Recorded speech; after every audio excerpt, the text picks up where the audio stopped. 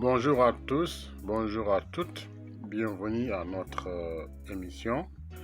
Et au cours de cette émission, nous allons parler à celui qui a succédé à l'Empire du Ghana, à savoir le Grand Empire du Mali. Entre notamment sa période la plus importante, sa période faste, entre le 13e jusqu'au 15e siècle. Successeur du Ghana, l'Empire du Mali est aussi appelé Empire Manding ou Empire Mandé. Vous pouvez retrouver son nom sur plusieurs sources. En fait, c'était un État confédéral ou même fédéral très structuré de l'Afrique médiévale.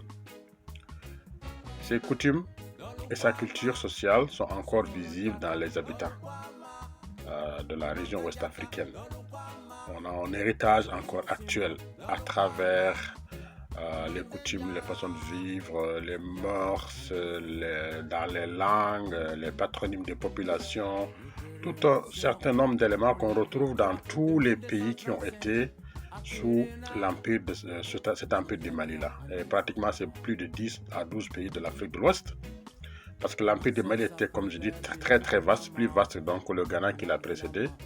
Et il s'étendait entre le Sahara, donc à la frontière algérienne actuelle, à la forêt équatoriale, donc touchait pratiquement une bonne partie de la Côte d'Ivoire, mais aussi de l'Atlantique, pratiquement donc à l'est.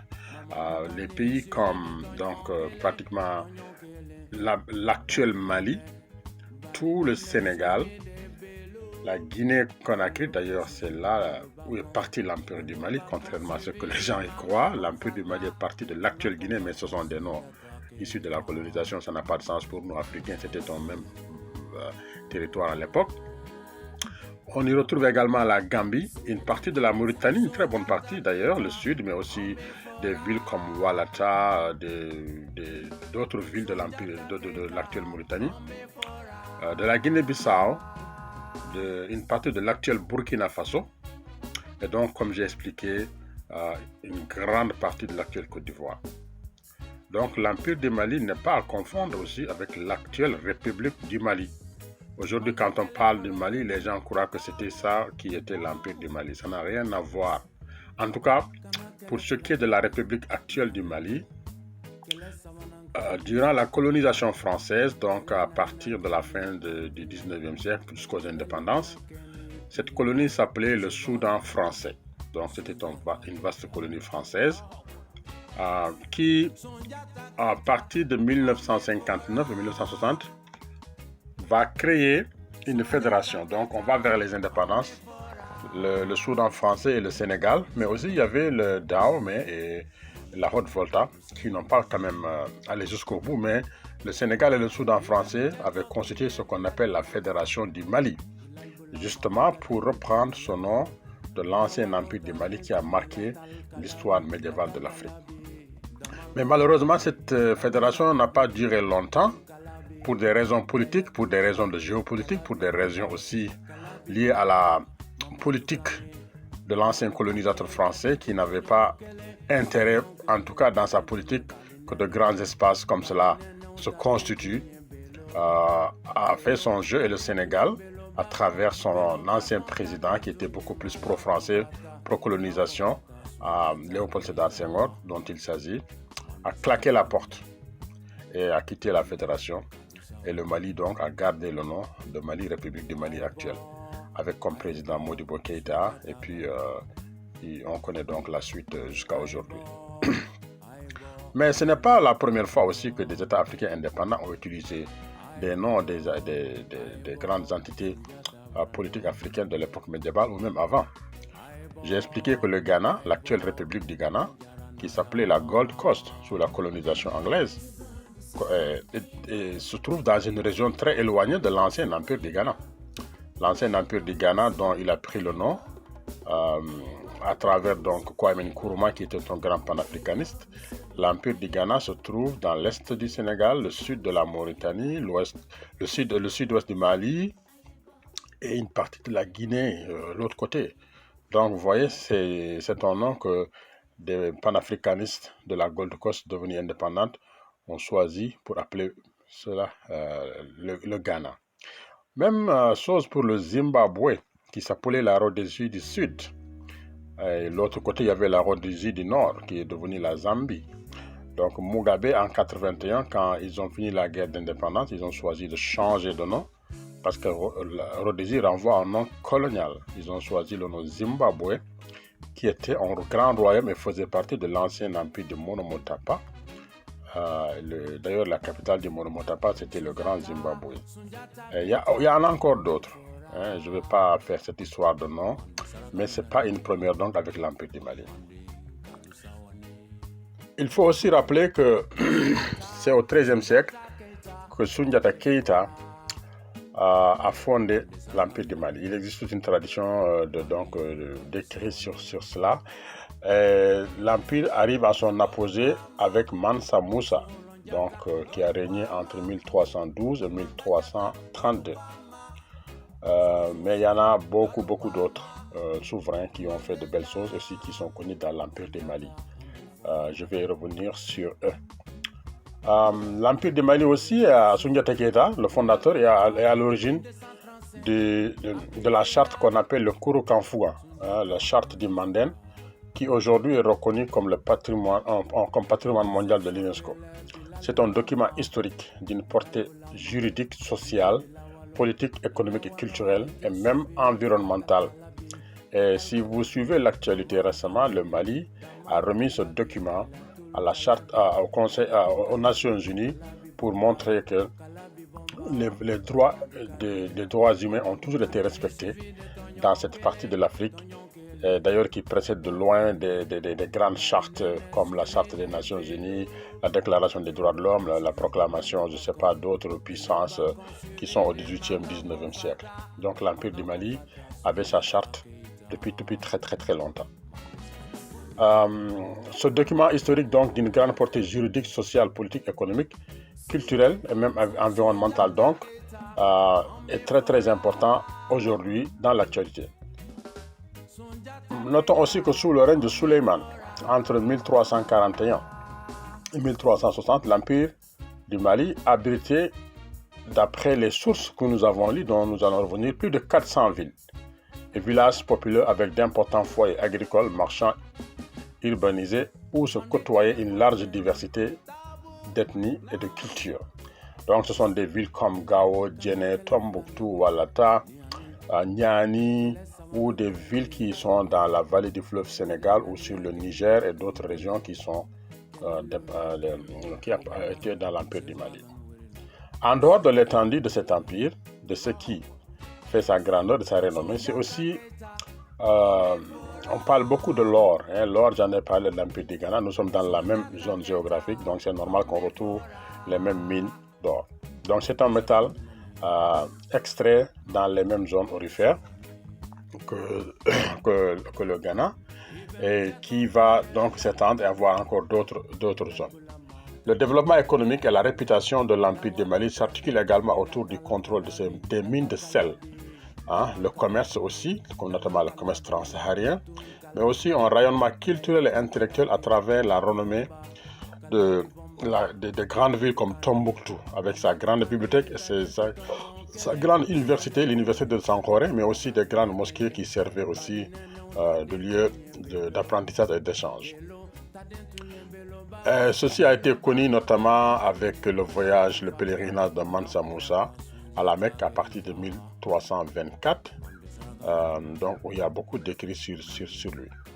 Comme son prédécesseur, le Ghana, l'Empire du Mali occupait une zone donc très stratégique entre les peuples nomades du Sahara et les peuples de l'Afrique noire, du Sahel et de la savane. C'était un carrefour d'échange. Il faisait la connexion entre le continent africain et l'Europe par la Méditerranée et l'Asie via l'océan Indien. En plus d'une économie diversifiée et riche, le Mali était aussi doté d'une excellente organisation politique, d'une forte cohésion sociale et surtout d'une unité culturelle dont on peut voir les legs aujourd'hui en Afrique de l'Ouest, comme j'ai expliqué, à travers les patronymes de populations, à travers de différents pays actuels, à travers la culture, la musique, etc. Avant de revenir donc en détail sur ces aspects, il est important de retracer donc véritablement ses origines, de rentrer à fond sur cet empire du Mali pour que nos auditeurs et auditrices puissent comprendre c'était quoi ces empires africains avant la colonisation, comment ils ont été structurés, qui les a fondés, quels étaient leurs points forts et leurs points faibles. Ceci nous amène donc à la partie quand même assez intéressante. Si on veut étudier l'Afrique avant la colonisation, quelles sont les sources qu'on met en avant? Tout comme l'Empire du Mali, ce sont des sources écrites, des sources orales et archéologiques qui ont permis de retracer l'Empire du Mali. Concernant les sources écrites, on peut les classer en deux catégories. Les sources écrites donc extérieures, les seules donc jusqu'au XVIe siècle, et les sources écrites locales à partir du XVIe siècle qui émanent des cercles lettrés de la région du Soudan occidental et de la boucle du Niger. Les sources extérieures englobent les écrits de voyageurs et compilateurs arabes et berbères essentiellement. Notamment, on parle d'El-Bekri, qui a beaucoup écrit sur l'Empire du Ghana, mais aussi Al-Umari. Nous avons Ibn Battuta au XIVe siècle. Nous avons aussi Ibn Khaldun au XVe. Toujours, on peut aussi ajouter des témoignages d'étrangers, des récits de voyageurs à partir du XVe siècle, notamment les voyageurs portugais, espagnols, hollandais, et ensuite des Français, des Anglais ont été dans la région, créé des comptoirs, ont laissé des écrits qui sont aussi des sources pertinentes pour comprendre l'histoire de cette région du monde. Quand ils sont arrivés sur les côtes africaines, donc les explorateurs européens, donc on produit, et ces sources s'ajoutent à ce qu'ont écrit donc les populations, les voyageurs arabes. Il y a aussi donc la tradition orale africaine qui a permis également de mieux comprendre c'est quoi l'Empire du Mali. Généralement, les gens ne prennent pas la tradition orale au sérieux, mais il y a des grands universitaires, d'ailleurs un grand professeur de la Guinée-Conakry du nom de Djibril Tamsir Niane, qui est décédé récemment, paix à son âme. Il a réussi à reconstituer l'histoire de Soundiata Keïta et de l'Empire du Mali depuis 1235 pratiquement jusqu'à la fin. Son livre s'intitule L'épopée de Soundiata. Il l'a fait à travers des grands centres de tradition orale où la mémoire se perpétue à travers les griots, mais aussi tout ce qui est récit qui renvoie à l'oralité. Ce sont des centres comme Kaela, près de Kangaba, ou bien le clan des Djabaté, Nyagasola, des Djeli Bakoro, les familles Keïta, les Fadama, etc. Tous ont des écrits. Donc, ce que nous appelons griots n'est rien d'autre qu'eux, ils appellent les Djeli. Les griots, ce sont les Portugais qui ont donné son nom, puisqu'ils le tirent du mot portugais criardo. Criardo vient du verbe criar, crier. Quand ils sont venus dans cette région de l'Afrique, ils ont vu les gens qui répandaient les informations, qui avaient des tam-tams ou des tamas pour retenir l'attention. Et comme ils ne comprennent rien de ce que disaient les gens, ils les ont appelés les crieurs. Et criardos va être déformé en français, par exemple, en griot. Donc c'est ça où vient le mot griot. Mais en Afrique, si nous sommes dans les civilisations mandingues, ils parlent de Djeli. Si nous sommes chez les Peuls, les Poulards, ils parlent de Gaoulo. Okay? Si nous sommes par exemple chez les Wolof, ils parlent de Gewel. Donc si nous sommes par exemple c'est les Maures, ils parlent aussi de Iganawen ou d'autres mots. Pour ce qui est de la fondation de l'Empire du Mali, nous avons rappelé c'est Soundiata Keïta, et l'épopée de Soundiata de Djibril Tamsir Niane est une source fondamentale pour comprendre cela. Soundiata est né le 20 août 1190 à Niani, dans un petit royaume mandingue. Donc Niani aujourd'hui est situé dans la préfecture de Madiana, dans la région de Kankan, dans le nord-est de la République actuelle de Guinée. C'est là où il est parti, et d'ailleurs Niani a servi de capitale de l'Empire du Mali pendant très très longtemps. Il y a toute une histoire sur comment Soundiata a repris le pouvoir, sur Soumaoro Kanté, qui est décrit aussi comme un roi sanguinaire et féroce, mais On ne va pas revenir sur cela, on va essayer d'aller assez rapidement pour montrer que c'est Sundiata qui a lancé donc véritablement. Et une fois que Sundiata a vaincu Soumaoro, il a compris qu'il fallait faire alliance avec les autres provinces pour constituer un empire. C'est cela qui devrait faire la force de l'empire du Mali. Vers 1240, donc, quand il a pris Koumbi Saleh, l'empire du Mali reprend tout ce qui était contrôlé par l'empire du Ghana, notamment les routes de commerce, l'or, les populations, etc. Sundiata a été secondé par des lieutenants qui ont permis de répandre assez rapidement ces expansions. Par exemple, nous avons des gens comme Tiramaga Traoré et Fakoli Kourouma. Tiramaga a été envoyé par Sundiata vers l'ouest, notamment dans l'actuel Sénégal, un pays Jolof, pour combattre les rois locaux et puis les demander d'intégrer.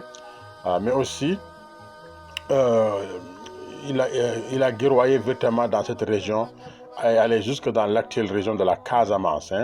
Donc, vous voyez, même le terme Casamance, c'est encore une appellation portugaise car ils sont venus. Ceux qui ont donné son nom Casa, ça veut dire maison, demeure, de Mansa du roi. Donc, là où habitait le gouverneur Tiramaga ou ses successeurs dans cette région. Mais c'est vraiment dans l'actuel Gabou, utilisé par les populations locales, qui s'étend jusqu'à l'actuelle Guinée-Bissau, la Gambie, une bonne partie du Sénégal. Donc, Tiramaga Traoré est considéré donc par les Mandingues comme le fondateur donc, de toute cette partie de l'Ouest. Et quant à Fakoli Kourouma, lui, il soumet les régions du Sud et il conquit des régions aussi sur le fleuve Sénégal, de l'autre côté. Sundiata en personne a bâti donc a fait la guerre et puis a réussi à rallier beaucoup de royaumes. Mais une fois que les autres royaumes sont dans l'empire du Mali, ils deviennent des alliés, il n'y a pas d'exploitation, il n'y a pas de déshumanisation, etc. etc. En plus d'être un homme courageux, un stratège, un fédérateur qui a réussi à persuader les royaumes voisins de la nécessité de s'unir, Sundiata Keita est aussi présenté comme un grand administrateur qui a développé le commerce, l'exploitation de l'or et des cultures nouvelles. Introduction par exemple du cotonnier. Vous savez, le coton est très cultivé en Afrique de l'Ouest, dans des pays comme le Mali, l'Est du Sénégal ou le Burkina. Et c'est vraiment au Moyen-Âge, avec Sundiata, que le coton a été vraiment encouragé. L'Afrique contemporaine a besoin donc de grandes personnalités comme Sundiata, c'est sûr, avec tout ce qui se passe aujourd'hui. Alors, sur ce qui est l'armée de Sundiata, les chefs de ces armées sont installés donc par les gouverneurs de chaque province. Et à la tête de chaque province, il y avait, on dit gouverneur, mais le terme local était utilisé par les farines. Donc le farine, aujourd'hui encore dans les sociétés africaines de l'Ouest, on sait ce que ça veut dire un farine. Farine renvoie à ces gouverneurs de l'époque. Au XIVe siècle, à son apogée, l'Empire du Mali comptait 12 provinces. Donc, c'est-à-dire qu'il a repris tout ce qui était de l'Empire du Ghana et les a étendus aussi. Les plus importants étaient donc le Tekourour, dans la moyenne vallée du fleuve Sénégal actuel. Le Bambougou, célèbre par ses mines d'or. Le Maninka, le Zaga ou Dja. Donc, les Dja, c'est dans la région de Gao, dans l'est. Le Djafounou aussi, dans la vallée du Niger. Le Gao, donc la province du Sangana, cité par Oumari, etc. Donc il y a 12 provinces formaient l'Empire du Mali. Même s'il avait conquis donc, et fait la guerre à certains rois voisins pour lui permettre de créer un vaste empire qui est fort, Sundiata n'est pas décrit comme, par la tradition orale ni par les sources comme un tyran, comme un despote. C'est plutôt Soumaoro Kanté qui est décrit comme tel. Au contraire, Sundiata est présenté comme un homme sage, tolérant, qui met en avant la coexistence pacifique entre ses citoyens et ses voisins. Donc ça, c'est ferme l'épisode de Sundiata, qui, comme je l'ai expliqué, est mort en 1255 et va être donc succédé par ses descendants aussi.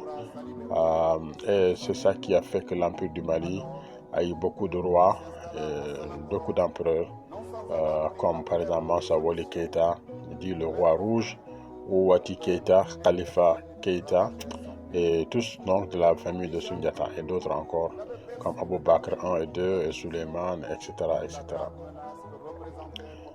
Pour cela, vous pouvez aussi lire beaucoup de livres sur l'Empire du Mali pour approfondir la question. Nous n'aurons pas vraiment le temps de rentrer en détail sur le règne de chacun de ces rois, etc. Mais il nous paraissait important de marquer sur Sundiata, mais aussi quelques-uns de ses successeurs qui sont très très populaires, qui ont fait de belles choses, notamment Abou Bakr I, mais aussi Abou Bakr II. Abou Bakr I, c'est 1275-1285 pendant 10 ans.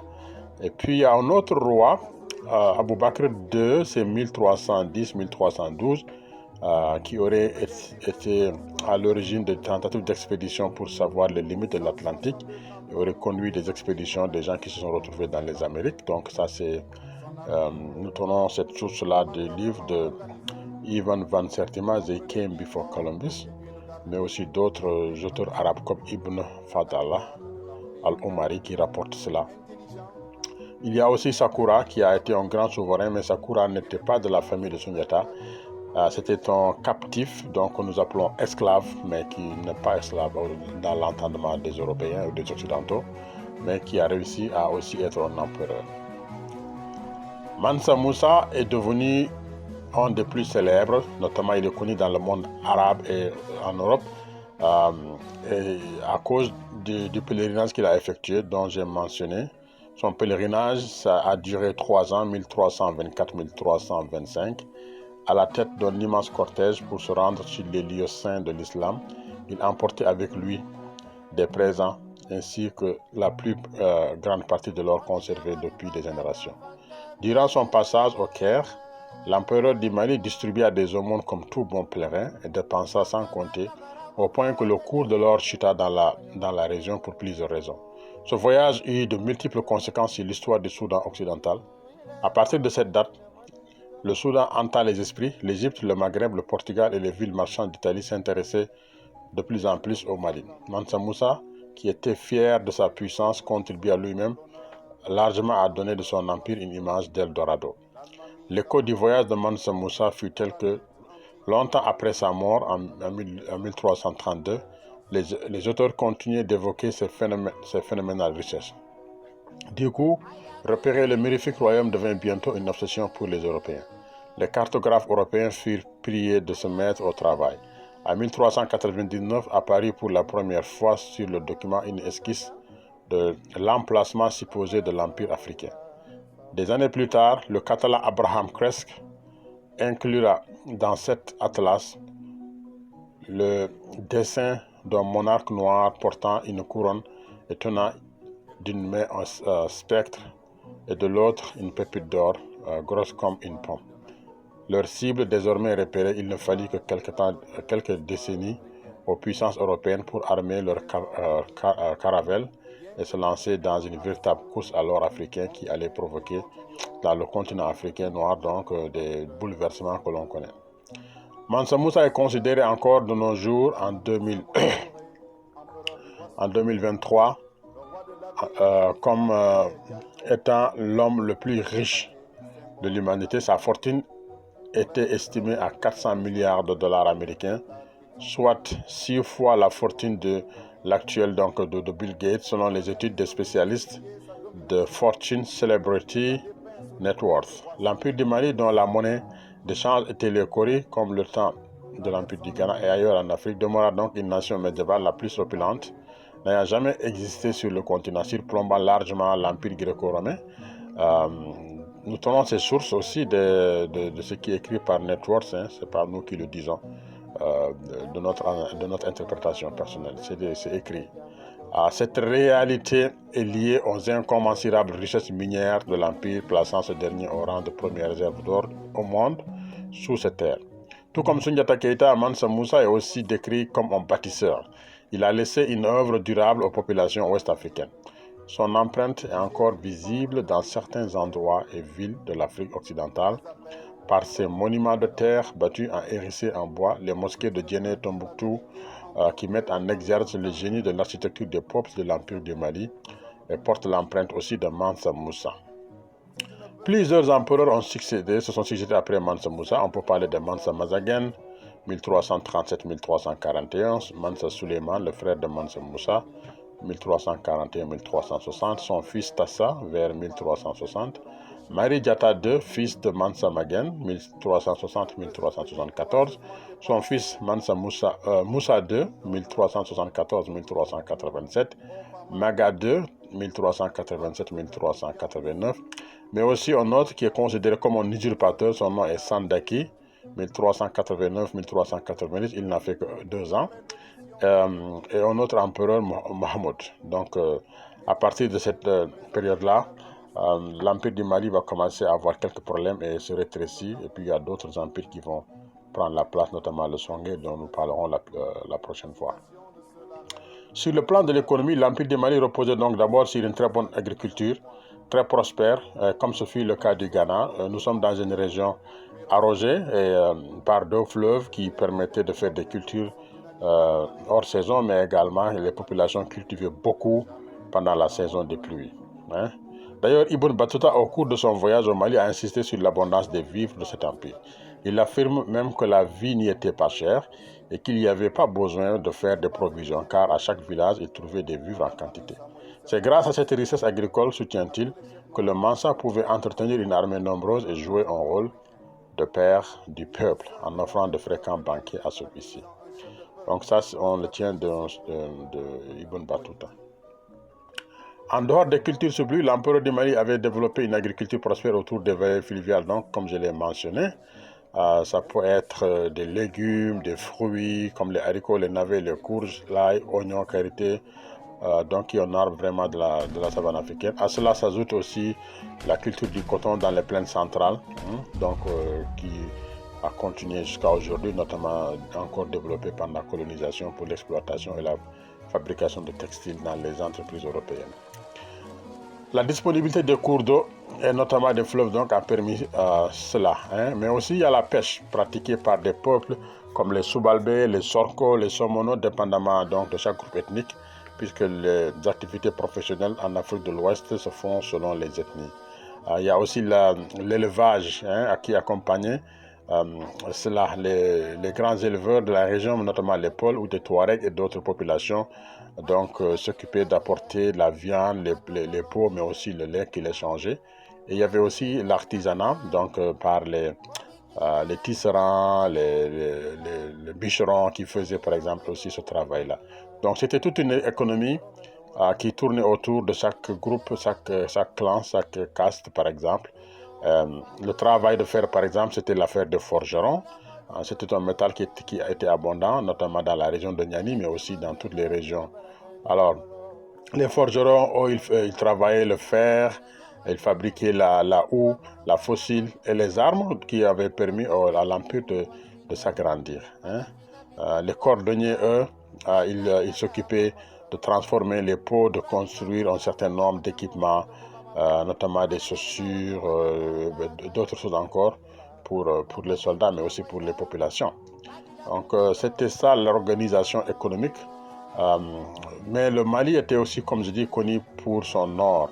Il a repris les régions lisses de l'or comme les mines du Bouré, du Bambouk, dans la région de Niani et un peu partout. Et encore aujourd'hui, vraiment l'or est exploité dans ces régions et les grandes multinationales qui s'intéressent à l'or africain sont présentes. Des compagnies françaises, américaines, canadiennes, indiennes, australiennes, chinoises font le business là-bas pour exploiter cet or-là.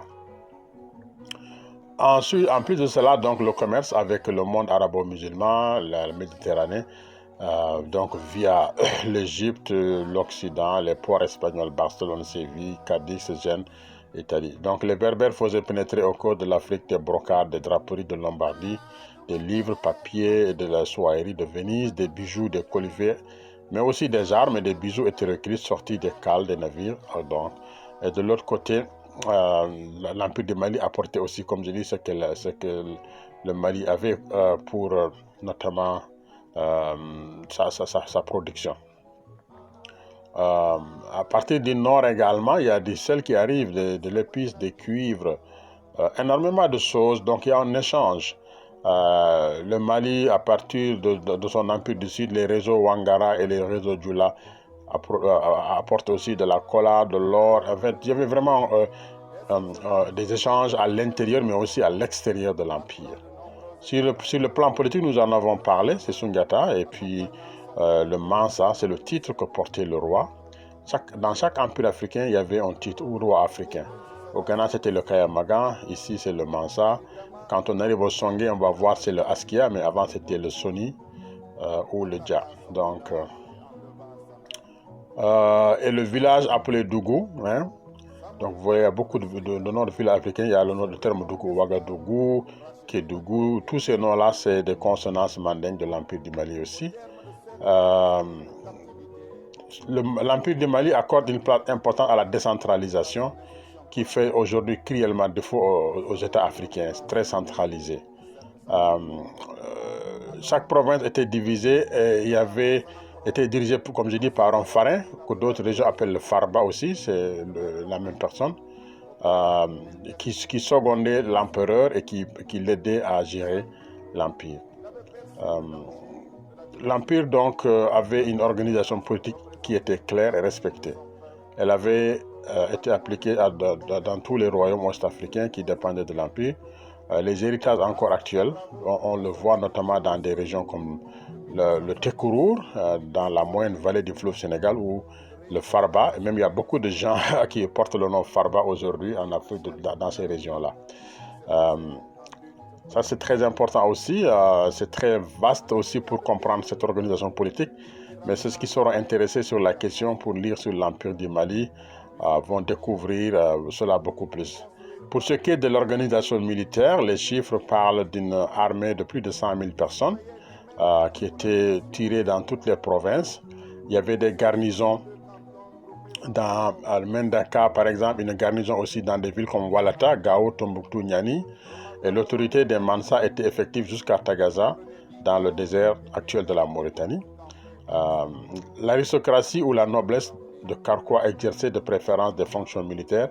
Il y avait une cavalerie qui était formée par les Tontigi, des porteurs de Karkwa. Depuis Sundiata, la cavalerie était le corps d'élite. Les chevaux, pour l'essentiel, provenaient du Tekuru ou du Djolof, mais l'élevage des chevaux prospéra rapidement dans la vallée du Niger.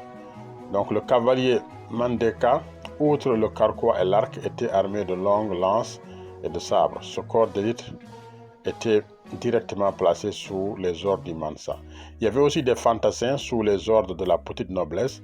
Ils étaient armés de lances de Karkwa selon la provenance régionale des soldats.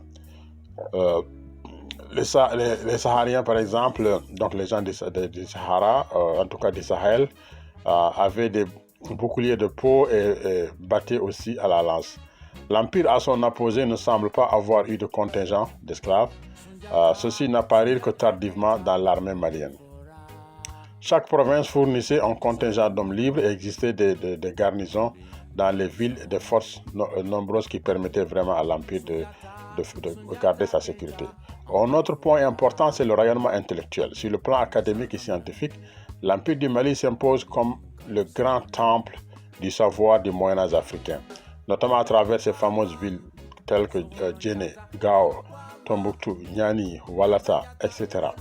La National Geographic décrit d'ailleurs la ville de Tombouctou comme le Paris du monde médiéval en raison de sa culture intellectuelle. Selon le professeur Henry Louis Gates, universitaire et critique littéraire américain, 25 000 universitaires y auraient été formés, donc ont étudié à Tombouctou. Beaucoup de vieilles familles d'Afrique de l'Ouest ont des collections de bibliothèques privées qui remontent à des centaines d'années donc. Les villes mauritaniennes de Chinguitti ou de Ouadane ont un total de 3450 livres médiévaux écrits à la main. Il y aurait 6000 autres livres dans la ville de Walata. Certains remontent au 8e siècle après Jésus-Christ. Donc, pour ce qui est du Niger, on dénombre aussi 11 000 livres dans la collection privée.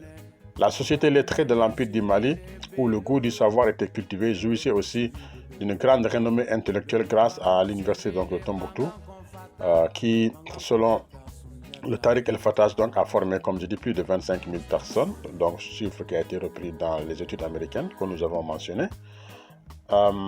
Ensuite, il y avait aussi des livres qui étaient écrits dans les langues africaines, notamment en manding, en souki, en adjami, donc c'est les Peuls, hein, tout cela en utilisant des caractères aussi parfois de l'alphabet arabe pour écrire dans ces langues africaines-là. Il y a beaucoup de documents qui existent dans les bibliothèques de Tombouctou, encore aujourd'hui, qu'on peut voir, qui a été attaqué récemment par les terroristes, mais qui a été refait, reconstruit quand les Maliens ont repris donc contrôle de cette région du pays. Alors, concernant donc ces vieux manuscrits, Michel Palin, dans sa série télévisée Autour du Sahara, affirme que l'imam de Tombouctou dispose d'une collection de textes scientifiques qui montrent clairement les planètes en orbite autour du Soleil. Ces écrits datant de plusieurs centaines d'années sont la preuve visible, palpable que les érudits de Tombouctou en savaient beaucoup plus que leurs homologues européens à l'époque. Au XVe siècle, à Tombouctou, les savants connaissaient, note-t-il, je le cite, la rotation des planètes et les détails de l'éclipse donnaient que l'Europe n'allait découvrir que 200 ans plus tard, à l'avènement de Galilée et de Copernic. Au XVIe siècle, la capitale Niani possédait un bâtiment appelé la salle d'audience. Celui-ci était surmonté d'un dôme orné d'arabesques de couleurs vives. Les fenêtres des étages supérieurs étaient faites de bois encadré d'argent, celles des étages inférieurs étaient faites de bois encadré d'or.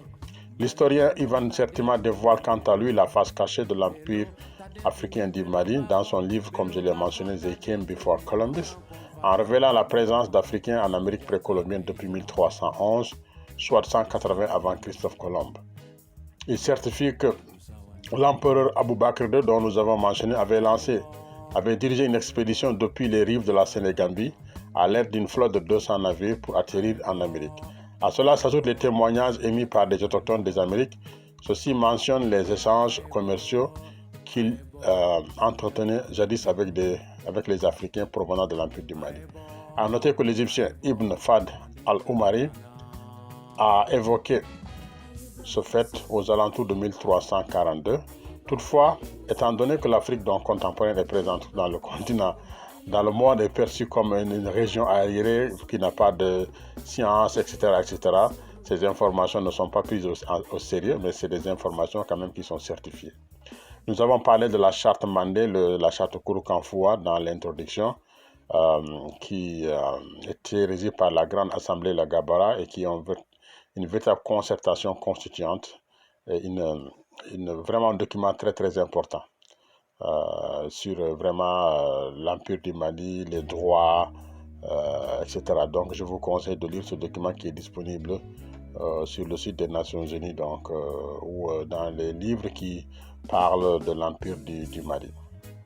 Ceci nous amène au dernier point, le déclin. Comment l'Empire du Mali a décliné? Il y a des études très sérieuses qui ont été faites, notamment un article assez important, très important d'ailleurs, sur l'histoire générale de l'Afrique, à son volume 4, par une historienne ou un historien, son nom c'est Madina Lital, qui analyse parfaitement, à travers donc un long chapitre, les différents facteurs qui ont contribué au déclin de l'Empire du Mali et à sa réduction en royaume et puis son incorporation dans l'Empire Songhay. Après le XIVe siècle, note-t-il, dominé par la remarquable figure de Mansa Moussa, le Mali connaîtra une longue période de décadence graduelle.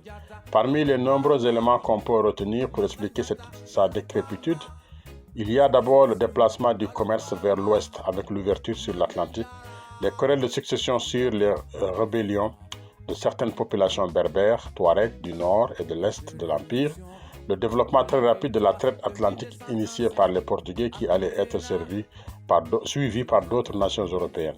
On peut mentionner aussi d'autres facteurs comme l'émergence du Tekuru dans la moindre vallée du fleuve Sénégal, donc à l'ouest de Mali, dans la province de l'ouest, et son expansion dans presque toute la Sénégambie, avec son souverain Koli et son fils Tengela et son fils Koli Tengela. L'immixtion des Portugais dans les affaires politique du Mali à travers une tactique de diviser pour obtenir une place plus grande sous le soleil du vaste empire soudanais et jouir pleinement de ses ressources humaines et naturelles. Donc voilà autant de facteurs qui ont contribué au déclin et à la chute de l'empire du Mali à partir des années 1500. Et le Mali va bientôt être conquis par une autre puissance qui va être l'empire Songhai, qui va aussi durer jusqu'à pratiquement à la fin du XVIe siècle.